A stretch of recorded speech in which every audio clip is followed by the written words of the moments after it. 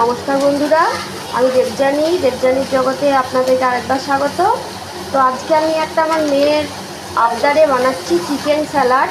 তো তার জন্য আমি বোনলেস চিকেনটাকে প্রথমে সিদ্ধ করে তারপর ছোট ছোট টুকরো করে হাত দিয়ে ছিঁড়ে নিয়েছি। ছিঁড়ে কড়াইয়ের মধ্যে দিয়েছি বাটার 1 চামচ, 1 টিস্পুন, আর দিয়েছি রসুন থেতো। তারপর একটু সামান্য নুন দিয়ে বোনলেস চিকেনটাকে একটু হালকা হাতে ভেজে নিচ্ছি। তারপর দিয়েছি একটুখানি গোলমরিচের গুঁড়ো। আর এদিকে রেডি করেছি লেটুস পাতাটাকে একটু সামান্য গরম জলে আমি ভাপাইনি, গরম জলটা করে ধুয়ে নিয়েছি। আর এগুলো চেরি টমেটো, এগুলো দিয়েছি। তো এই দিয়ে আমি স্যালাডটা রেডি করব, দেখতে থাকুন। এবার নিয়েছি একটা মোসাম্বি লেবু, এটাকে আমি খোসা ছাড়িয়ে টুকরো টুকরো করে নেব।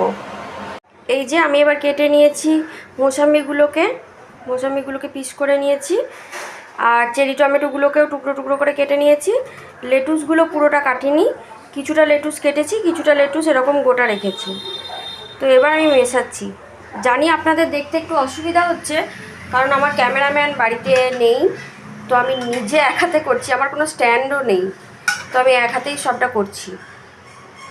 এবার চিকেনের টুকরোগুলোকে দিয়ে দিচ্ছি। তো আমি এগুলো মিশিয়ে নিয়ে আসছি। তো এই যে আমার রেডি হয়ে গেছে স্যালাড, সুন্দর করে বানিয়েছি।